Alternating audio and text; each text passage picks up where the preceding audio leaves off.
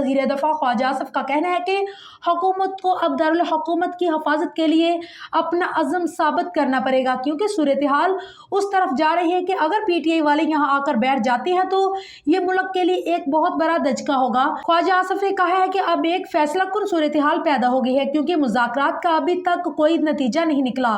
उन्होंने कहा कि PTI के दूसरे दर्जे की क़यादत नरमी दिखा रही है, मगर बुशरा बीबी उसे एक नादिर मौका समझकर आगे बढ़ना चाहती है। PTI को अगर रोकना है तो ताकत के इस्तेमाल के सिवा कोई रास्ता नहीं।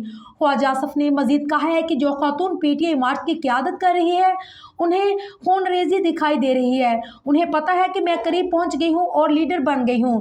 इस वक्त वो समझती है कि आगे बढ़ने में ही हमारा फ़ायदा है। उन्होंने कहा कि पिछले दौर में बानी PTI जब इस्लामाबाद पहुंचे तो राना सनाउल्लाह ने पूरी ताकत इस्तेमाल की और इस्लामाबाद पर हमला रुक गया था। अब भी हुकूमत का अज़म नज़र आना चाहिए कि हमने हर कीमत पर इस दारुल हुकूमत का तहफ़्फ़ुज़ करना है।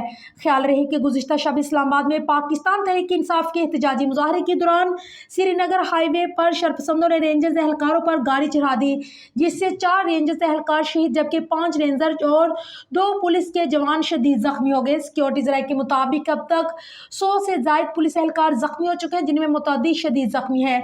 सिक्योरिटी ज़राए के मुताबिक आर्टिकल 245 के तहत पाक फौज को भी बुलाया लिया गया है। वाज़ेह किया गया है कि कानून तोड़ने वालों से आहनी हाथों से निपटा जाएगा, जबकि इंतशार फैलाने वालों को मौका पर गोली मारने के वाज़ेह अहकाम जारी कर दिए गए हैं।